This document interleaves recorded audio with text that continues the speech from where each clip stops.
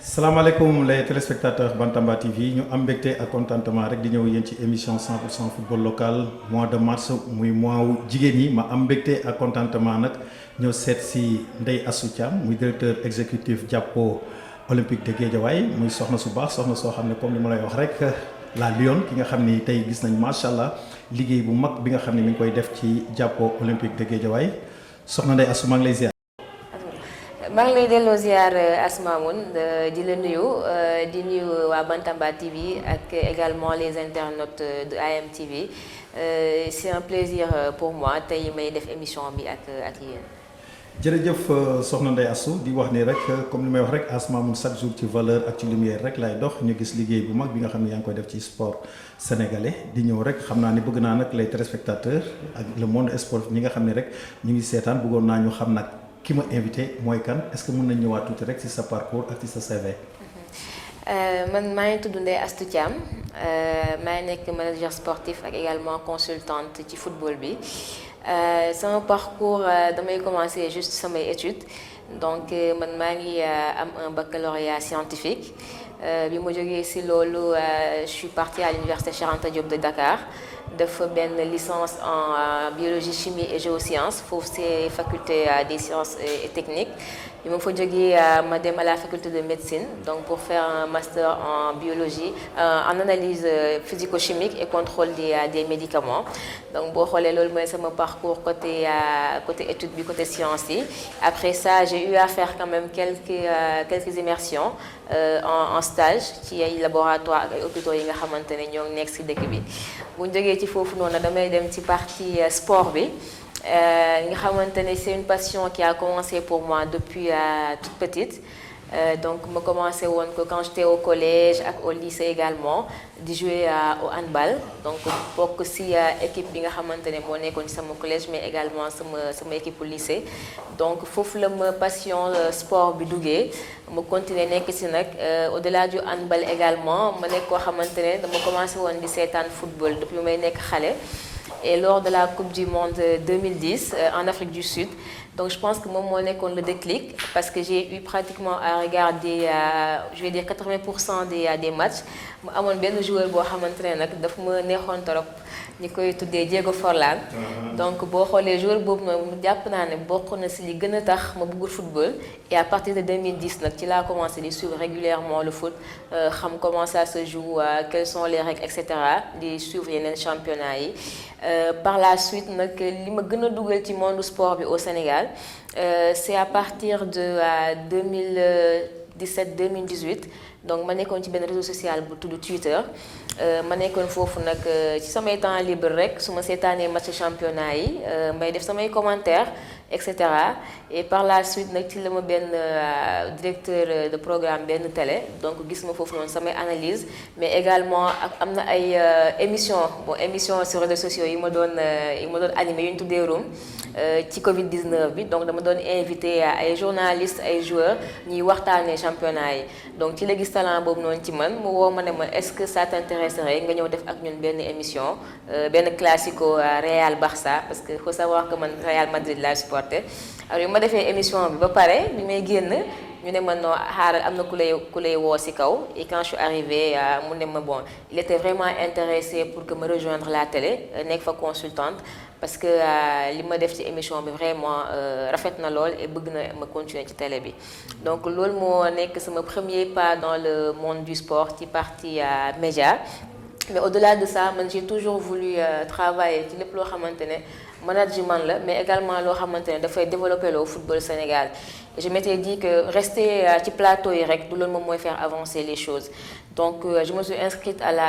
la formation le programme en management du sport de la FIFA et FIFA CES et bi ma defee formation boobu noonu ba pare nag je me suis dit que maintenant pour man je suis assez outillée mais également am naa benn crédibilité bi nga xamante ne mën na ma permettre ma commencer dugg ci organisation sportive yi mën a apporter également ma pierre à l'édifice et c'est par la suite bi ma génnee la gis l'annonce donc des Diapos Olympiques de Guédiawaye qui cherchait une directrice exécutive et je me suis dit bon pourquoi pas tenter ma chance et proposer ma candidature. Ci laa ko defee et par la suite on est passé par une sélection très rigoureuse par une première aussi proposition d'entretien donc ko defee ba pare ak la RH de la boîte. Après ma toog ay quelques temps après ñëwaat ma deuxième entretien donc final avec le président Djamil Faye et donc noonu laa jotee la bonne nouvelle 3 à 4 jours après donc ñu ne ma bon j'ai été retenue en tant que directrice exécutive de Diapos Olympiques de Guédiawaye. rafet na macha allah kàddu yi rafet na jaar-jaar yi rafet na dinañ ñëw foofu ci Diapos Olympiques de Guédiawaye président bi tamit di Djamil Faye muy un acteur sportif muy ki nga xam ni tamit gis nañ macha allah vision bi nga xam ni am na ko ci football sénégalais di ñëwaat rek ci club bi est-ce que tey jii nii mën nañ wax sax avant ñuy dem foofu sax sa relation ak Djamil Faye tamit bëggoon naa tamit ak confiance bi nga xam ni. jox na la ko ba nga xam ni daal li nga téye ci équipe bi maanaam. ñëpp gis nañ ko Sénégal gépp gis nañ ko. sama relation ak Djamil Faye mën naa wax ne ci Diapos Olympiques de Guédiawaye la commencé parce que d'ailleurs sama entretien yi ma doon def ak moom sax c'était en ligne donc xamoon naa ko de loin parce que je pense que képp ku nekk ci monde sport bi au Sénégal dégg nga Djamil Faye dégg nga également li mu def au niveau international ak au Sénégal dans le sport donc pour man référence la pour képp ku nekk ci monde du sport bi donc man dama ko xamoon de loin rek mais j'avais pas eu la chance de le rencontrer jusqu'à ce que premier jour bi nga xamante ne moo nekkoon sama premier jour de travail à Diop jour boobu laa tase ak moom donc la relation que j'ai avec lui damay jàpp ne dafa ëpp sa relation de boss parce que man je le vois comme un mentor je le vois comme une référence parce que nekk na nit koo xamante ne il est très généreux dans le partage et j'apprends beaucoup ba bu ma nekkee Diop ba tey maa ngi jàng lu bari ci professionnalisme am ci rigueur am et cetera donc mën naa jàpp ne relation bi ñu am moom relation bu confiance bi ñuy wax man nag peut-être man maa mel noonu parce que man depuis ci entretien bi donc j'ai quand même eu à lui montrer des choses yoo xamante ne jàpp naa bi mu ko déggee il s'est dit que kii suñu ko joxee confiance accompagner ko dina def liggéey bi mu war a def donc boobu ba tey également maa ngi jéem a doxal vision bi nga xamante ne moom la mettre en place et au fur et à mesure aussi je pense que liggéey boobu noonu moom mooy gën a dëgëral suñu diggante ak confiance boobu noonu ngay wax. waaw ñu ne Diop un club te club defe naa ni dafa am discipline yu bëri yoo xam ne mi ngi ci est-ce que mën nañ ci ñëwaat. waaw ñun nag ñoo nekk un club omnisport bien vrai que peut-être ci football bi la ñuy gën a dégg mais parce que football c'est un sport populaire et ça intéresse beaucoup de gens donc mais au-delà du foot et chez les garçons comme chez les filles je le rappelle d'ailleurs suñu équipe féminine sax moom mooy la vitrine du club parce que ñoom ñooy évoluer en première division au-delà de ça on a une section escrime avec des escrimeurs yoo xamante ne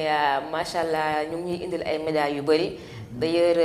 la semaine passée rek am na les championnats africains yi amoon au niveau de Dakar Arena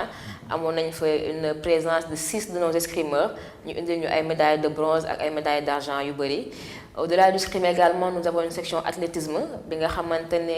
y a le seul médaille olympique El Hadj Amadou Diaba bi nga xamante ne moo ngi ñuy accompagner sur la mise en place de cette section là ak également nu ñu koy doxalee ba former des athlètes au niveau de Guédiawaye. On a également une section judo taekwondo voilà donc c'est une manière de dire que ñun dañoo ñëw au niveau de Guédiawaye pour permettre xale yi fi nekk au-delà du football ñu am également la possibilité de s'essayer à d'autres disciplines xam ne sport aussi boo réussir ci foot mën nga ci réussir ci yeneen disciplines yoo xamante ne également tu vas aller représenter le Sénégal et tu vas nous amener des médailles et cetera donc loolu moo waral projet bi ñu ne duñ ko def football kese mais dañ ci yokk yeneen discipline donc xale yi aussi am cette possibilité là de s'essayer à tout ça. waaw mais loolu lépp ak club boobu yëpp boo ak li ngeen discipline yi ngeen boole yëpp defe naa ni loolu pour mu taxaw sur le plan financier xanaa da ngeen am ay sponsors yi leen di accompagner. boo xoolee ñun on a un modèle économique un peu différent je pense que c'est ñun rek ñoo ko am sax au niveau du Sénégal plutôt te warul bëri également en Afrique donc c'est un modèle d'actionnariat donc le club est détenu par des actionnaires li ñu defoon au début mooy dañoo jaayoon ay actions donc ñu ne action bi c'est à 10 000 francs donc on avait donné la possibilité à des gens yoo xamante ne même s'ils ne sont pas dans le secteur du football d'acheter des actions donc di nga gis même ay supporters yoo xamante ne ci club bi lañ nekk mais ay actionnaires lañ donc noonu lañ def ba récolter un capital de 250 millions. Donc mu nekk pour un fonds boo xamante ne mooy permettre club bi commencer dox. Mais au-delà de ça également ñun dañoo jàpp ne pour le moment au Sénégal le sport n'est pas encore arrivé à un niveau bi nga xamante ne mën na financer boppam. Et pour ce faire on a besoin de se diversifier et d'aller dans d'autres domaines yi nga xamante ne dañ fay liggéey mu permettre muy ñëwaat investissement bi di ñëwaat ci club bi. Donc je peux en citer quelques-uns. Domaine événementiel bi dañuy organiser des événements. D'ailleurs on a les 10 kilomètres de Guédiawaye yi nga xamante ne defoon nañ ko daaw ñoo ngi koy waaj a defal la 2e édition. Également dans le service boo leen xoolee suñu siège bu bees bi ñu war a dem nii am nañ fa un restaurant am nañ fa benn salle de gym wala nañ fa tijji benn blanchisserie ak benn salon de coiffure. Donc ça également ce sont des investissements yu ñuy def yi nga xamante ne dañ siy liggéey pour mu mën également di ñëwaat ci club bi. On a également des projets dans tout ce qui est agro-business, etc. Donc je donne des pistes comme ça, mais nous nekkul ci football bi kese. On essaie vraiment de toucher un peu à tout cet environnement-là qui touche le football. Parce que moi, les restaurants, suñu joueurs dañuy lekk dañuy naan, etc. Quand je dis salle de gym, nos joueurs s'entraînent. Donc on donne déjà ce confort-là à nos joueurs, mais aussi permettre à la population de Guédiawaye de mën gis seen bopp. Ça crée de l'emploi, ça donne également des services pour la communauté. Est-ce que tamit ñu ngi ci côté étude bi tamit. Oui ñu ngi ci côté étude bi également sur notre petite catégorie parce que boo xoolee sax on a également benn philosophie mooy on est en externat. Parce que d'habitude gars yi dañuy bëgg tout le temps ñu nekk académie boo xamante ne dañuy am logement joueurs yi jóge fu nekk ñëw nekk foofu noonu parfois jàng bi même si bu ñu amee école ci biir du demee noonu. Mais ñun on s'est dit que dañu liggéey avec les parents. Ñun on veut que les enfants ñu restent ci cellule familiale bi bu ñu jàngee ba pare ñu ñëw def sport après ñu delluwaat seen famille yi. Donc ñun modèle boobu noonu lañ opté avec la collaboration des parents parce qu'on a un conseil des parents yi nga xamante ne dañoo jël 10 parents donc ñu def un bureau ñoom ñu nekk conseil des parents et à côté tous les 2 mois dañuy woo parents athlètes yépp ñoom aussi ñu ñëw. daf ñuy permettre tey jii nii xale bi bu ñu waxee loo xamante ne sax du loolu parents yi bu ñëwee dina seet sama doom temps yi kat école bi dox na wala doxul donc en collaboration avec les coachs ñu xool nu ñuy defee ba xale yi xam nañ ne bëgg nañ sport bu ñu leen nee boo leen jàngul doo leen sport rek donc dañuy commencer aussi di am beneen attitude donc on est vraiment dans la collaboration avec les parents pour xale yi aussi mën a jàng parce que ñun xam nañ ne le football le sport c'est pas tout le monde qui réussit. Donc boo jàngul également tu auras pas la possibilité après de pouvoir te reconvertir donc devenir coach arbitre etc. Pour ça da nga soxla au minimum benn niveau académique pour mën koo def donc ñoo ngi liggéey bu baax ci foofu noonu. kon foofu da ngeen am ay professeurs yu leen defal ay cours de renforcement wala. waaw parfois am nañ ay élèves yu nekk en classe d'examen et toujours c'est en interne suñu supporters yi on a des am nañ foofu noonu ay professeurs am nañ foofu ñoo xamante ne yeneen domaine lañ nekk donc à chaque fois dañuy jéem a xool ci ressources yooyu noonu ñu boole leen ak suñu joueurs yi wala suñu joueuses yi ñu leen di accompagner sur des cours de renforcement. Mais en soi c'est pas des cours pour tout le monde c'est juste des yoo xam ne leen di cibler soit en classe d'examen soit ñu nekk en difficulté parents yi wax ñu ko donc ñu accompagner leen côté boobu noonu. Pour intégrer nag équipe bi club bi da ngeen def ay recrutement wala dañuy ñëw pour inscrire ci équipe bi. Est-ce que c'est payant wala loolu. Ça dépend des catégories par exemple bu fekkee les U13 U15. boobu noonu c'est payant donc benn inscription symbolique la rek booy bu xale bi di def ñu jox ko équipement ak tous les mois muy joxe également une somme symbolique moi je peux le dire c'est 5000 francs pour la catégorie U17 U20 boobu moom par test la donc yooyu ay tests la ñuy organiser à chaque début de saison noonu la ñuy jëlee xale yi pour les seniors ce sont des recrutements ciblés. Donc coach yi ñoom ñooy xool joueurs yi ñu soxla donc ñu woo leen soit parfois c'est un transfert direct ou parfois ay recrutement plutôt ay tests kii la rek tests ciblés dañuy woo quelques joueurs on organise des matchs amicaux et cetera après ñu xool ni ñuy retenir donc noonu la ñuy duggee au niveau de Jàppoo Olympique de Guédiawaye. waaw comme wax nga ko ci sànq ci say biir wax vitrine bi muy football féminin bi ñu gis benn taxawaay boo xam ne par rapport ak football masculin bi. lan moo waral loolu. Bon, je pense que taxawaay bi ci ñaar yëpp la ah ci côté football masculin bi ak côté football féminin bi la rek mais aussi ñun mettre en avant tey jii nii jigéen. ak aussi le leadership féminin dafa nekk loo xamante ne dafa bokk c'est au cœur en fait du projet du club et des valeurs de Djamil Faye. Donc la preuve tey jii man bi may nekk directrice JOC j'étais la première femme au Sénégal bu nekk directrice d'un club. Donc pour dire que moom il a également cette confiance-là envers les femmes et il veut également mettre en avant tey jii mën-mën bi nga xamante ne jigéen am na ko te mën na koo wane. Donc loolu moo tax tey jii parfois suñu équipe féminine bi les gens dañuy jàpp ne sax ñun. équipe féminine waaw moom la ñuy favoriser. alors que non dañoo jàpp ne tey. ki nga xamante ne moom mooy def performance kooku aussi dañ ko war a delloo en tout cas li mu moom. Je vais le dire ñun parfois suñu jigéen ñi am na ñoo xamante ne ñoom ñoo ëpp salaire góor ñi. li koy expliquer mooy ñoom elles sont en première division góor ñi ils sont encore en régional donc bu ñu ko doon comparer Ligue 1 la ak division régionale donc moo tax ñu jàpp ne tey jii c'est pas du favoritisme mais pour ñun jigéen ñi ñoo def loo xamante ne moo tax également ñu leen accompagner si loolu. waaw suñu jógee foofu léegi nag dinañ ñëw gis nañ macha allah comme football féminin bi actuellement nii au Sénégal est-ce que la politique du football féminin gis nga ni war na mën a. mi ngi ci yoon pour avancer pour dem ci kanam. waaw football féminin Sénégal moom boo xoolee au fil des années. ñu ngi gis ne am na développement bu ñu siy gis am na avancement également bu ñu siy gis avec cette première division bi nga xamante ne ñu ngi compétir régulièrement la deuxième division également la Coupe du Sénégal qui se joue régulièrement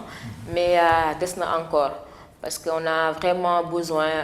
am plus de jeunes yuy jouer parce que boo xoolee que ça soit en première division wala en deuxième division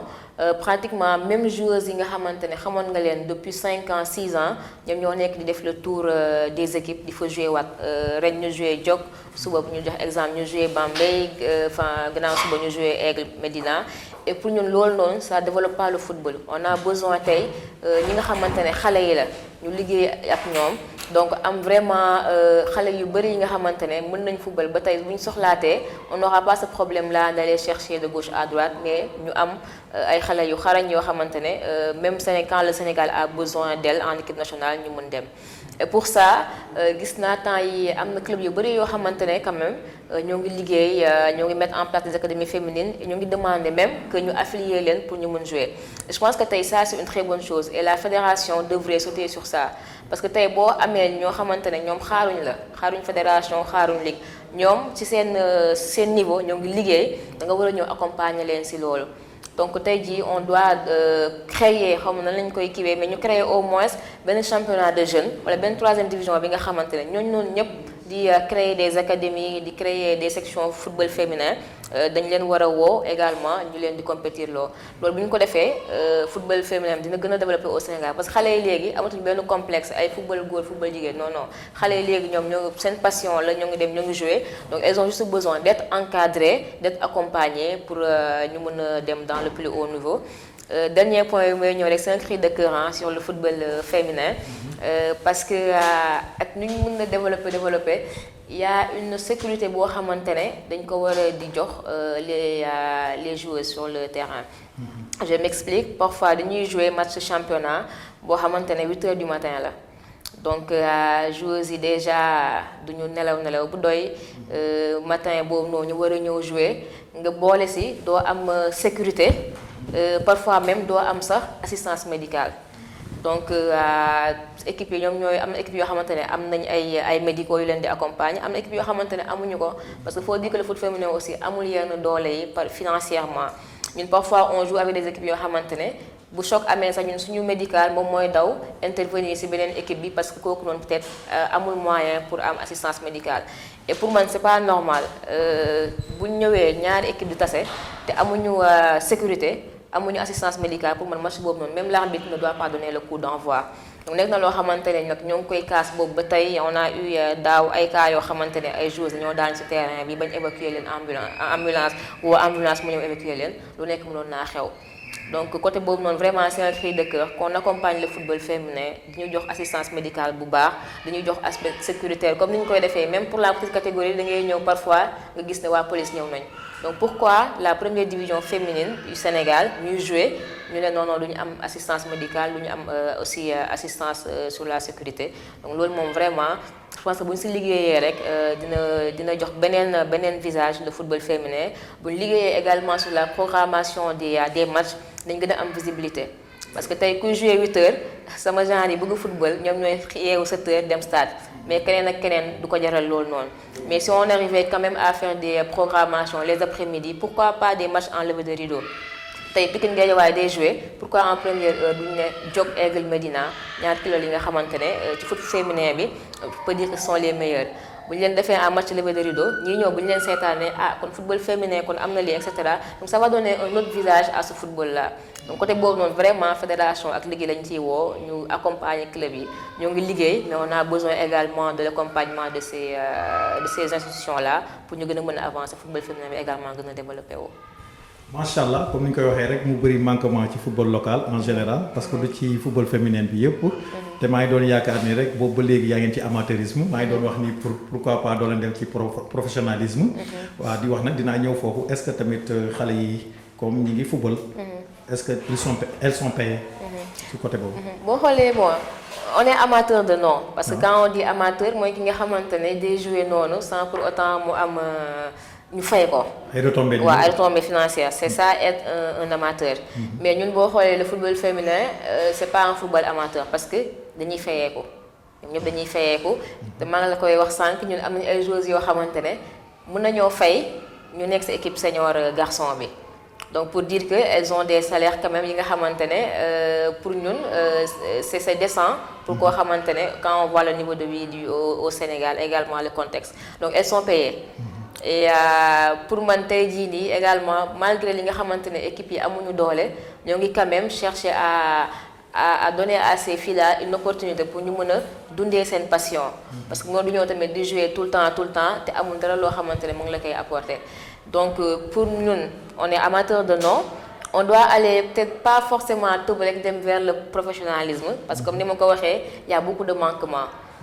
boo xoolee les championnats même européens ay France et cetera ñoom yàgguñoo dem ci professionnalisme si je dis pas de bêtises il y a 2 ans 3 ans la ñu diggoon doog a nekk un championnat professionnel. bon ils étaient toujours ci semi-professionnalisme bi. donc tey jii pour ñun d'abord dañoo war a xool nu ñuy defaree suñu cadre football féminin bi ba environnement bi joueuses yi fi ñuy jouer sécurité bi lépp loolu noonu yëpp nekk en place. formation bi également nekk loo xamante ne day jaar yoon à partir de ce moment là nag ñu doog a dem ci professionnalisme direct bi mais pour fayeeku bi moom t'inquiète pas joueurs yi ñoo ngi fayeeku. ñu ngi fayeeku ñu ngi leen di primé match yi. waaw ñoo ngi leen di primé également. parce que gis nañ macha allah muy yéen ak Aigle de Médina. def naa ni yéen ay équipe yoo xam ne sur plan financier yéen a gën a taxaw moo tax yéen ay final chaque année. bon je vais pas dire peut-être ñoo gën a taxaw sax mais c'est une vision rek comme je l'ai dit xam nga foot féminin moom. boo xoolee doo si gagné benn xaalis. léegi il faut mu nekk loo xamante ne yow dafa bokk ci sa projet wala mu nekk loo xamante ne yow da nga ko gëm nga mën kaa jox li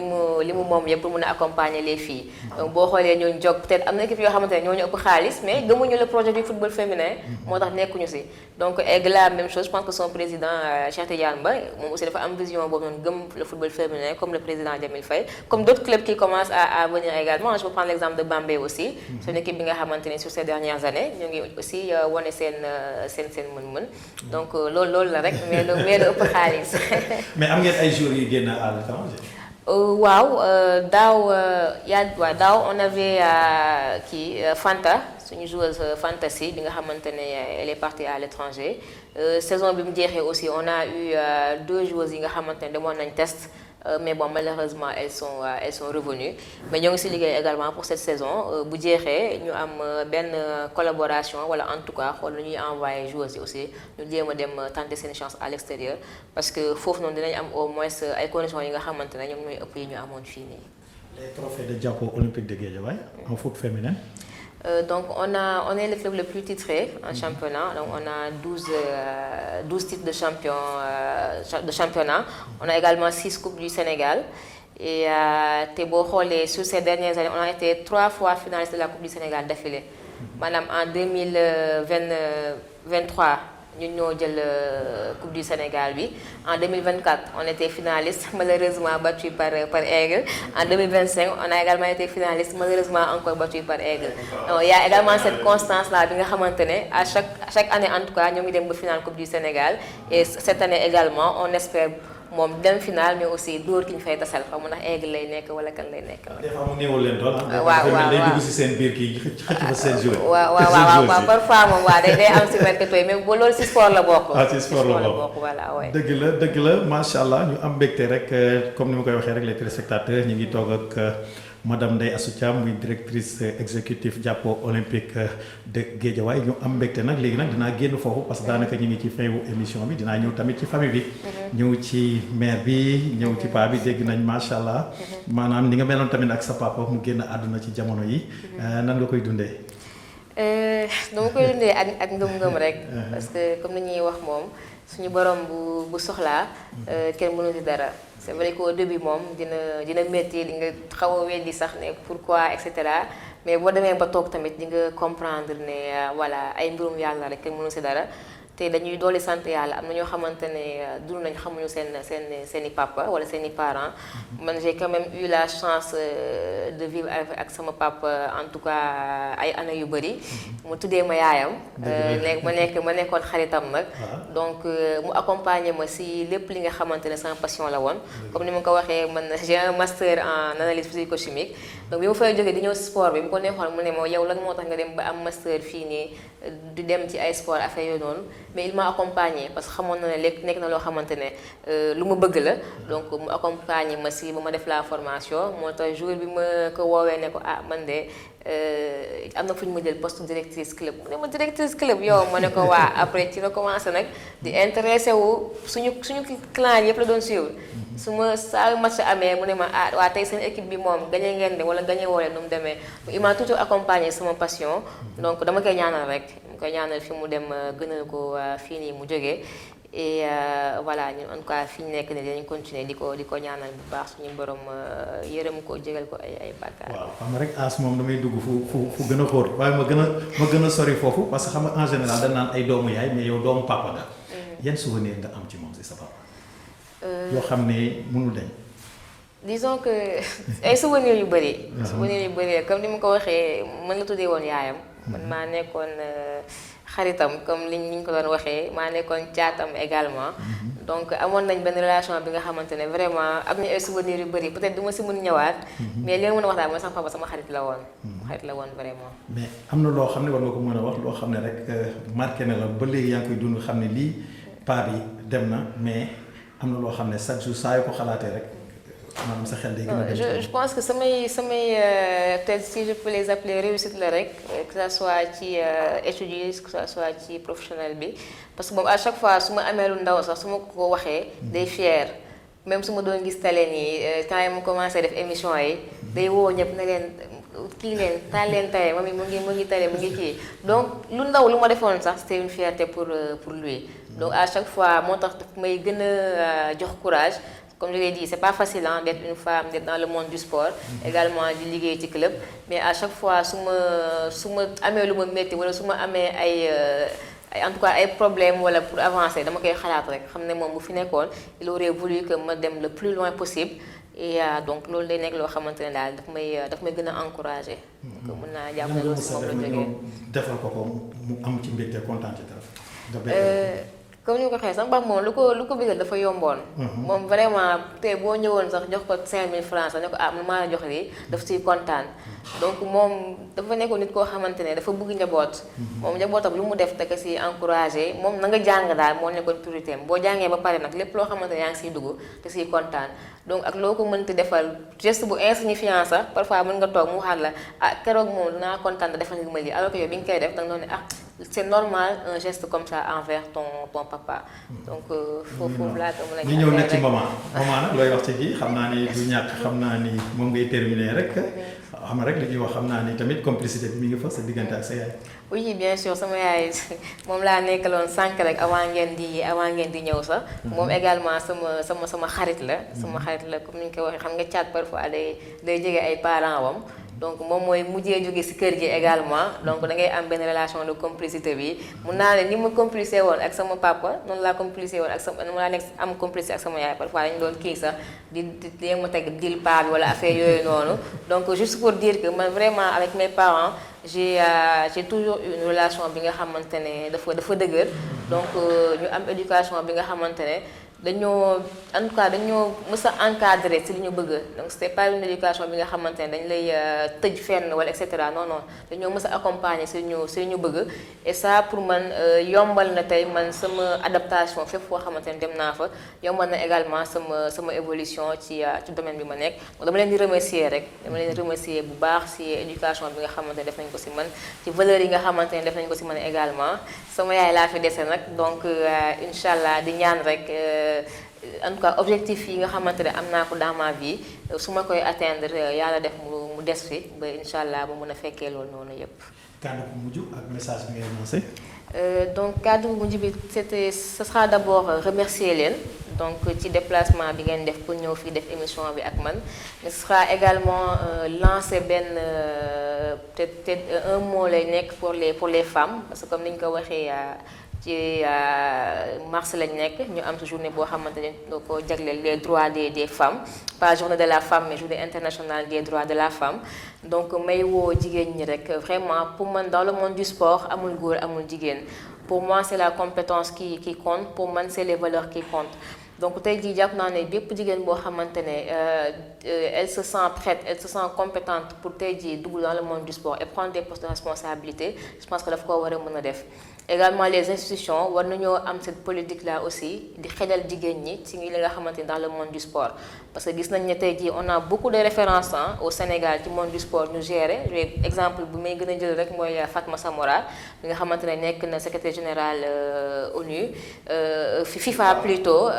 également am nañ fi yeneen ñoo xamante ne nekk nañ ay présidente fédération am nañ fédération gymnastique jigéen moo ko gérer am nañ fédération escrime Cécile moo ko gérer jigéen la également donc vraiment am nañ beaucoup de femmes tey jii yi nga xamante ne ay références lañ donc di woo sa ñun xale yi aussi ne xam ay xale lañ ay jigéen lañ ñu gën a affirmer wu gën a am confiance en nous aussi dem jëlee li nga xamante ne ñun ñoo ko moom donc foofu noonu laay terminer rek di souhaiter aussi ci jigéen ñëpp une bonne journée internationale des droits des femmes di remercier ñëpp ñi nga xamante ne également ñoom ñuy seetaan ci Bantamba TV ak AMTV merci. jërëjëf madame Ndeye Astou Thiam muy soxna su baax macha allah muy la Lyon gis ngeen kàddu yi nga xam ne génne na ko ci émission bi comme li ñuy wax rek Asma moom ci valeur ci lumière rek lay dox bëgg rek lépp li nga xam ne rek moo nekk ci les hommes de l'ombre et les femmes de l'ombre noonu laa ko mën a tuddee parce que gis nañ li nga xam ne tamit mu ngi koy def ci équipe bi muy job di jàppoo Olympique de Guédiawaye di rendre hommage le président Jamil Faye dégg ngeen kàddu yi tamit manquement yi nga xam ne tamit am na ci football féminin bi comme ni ñu koy waxee ci 8h moom defe naa ni loolu moom dina kéemaane pour nit ñi jug di leen seetaan mais loolu lépp xëy na tamit manque de infrastructure tamit bokk na ci manque d'organisation tamit bokk na ci parce que trouvé na ci benn solution boo xam ne yàgg naa ko wax comme des fois rek match yi nga xam ne mooy am ci championnat bi muy ci Ligue 1 mën nañ jël par exemple les juniors yi nga xam ne tamit ñu ngi ci club bi en Ligue 2 tamit pourquoi pas tamit duñu jël football féminin tamit dugal ko foofu parce que loolu tamit day tax rek maanaam comme li ñu wax rek visibilité bi di gën a yaatu parce que gis nañ benn visibilité boo xam ne am na ci làmb ba nga xam ne comme loolu sax xam naa ni dafa ma xaw a rëcc sax ci question boobu parce que gis nañ démb rek Canal Horizon signé contrat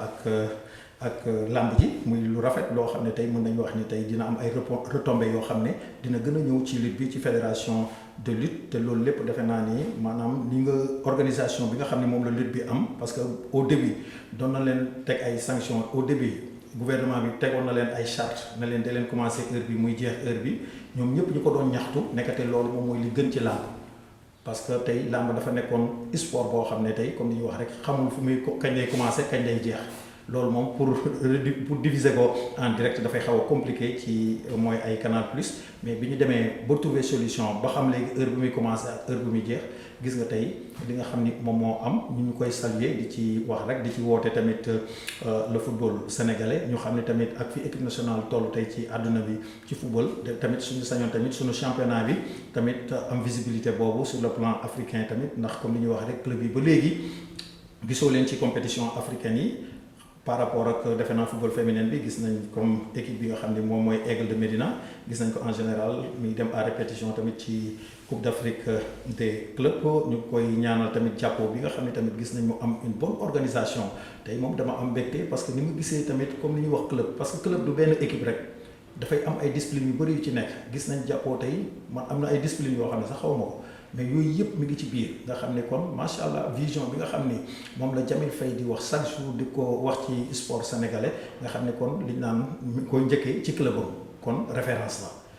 comme li may wax rek asma chaque jour ci référence rek lay dox parce que dafa baax tey jii nii ci sunu dëkk bi mu nekkoon émission 100% football local comme li ñu wax rek mois de mars oblige tey nag ñu ñëwoon seet si la Lionne Ndeye Astou Thiam muy directrice exécutive Jàppo Olympique de Guédiawaye ñu amoon mbégte doon def ak moom émission di gërëm ki nga xam ne moom laa àndal rek muy l'homme social Habib Diop di gërëm ñëpp di ñaanal ñëpp jàmm ak salaam di la jox dig daje rek ci beneen émission.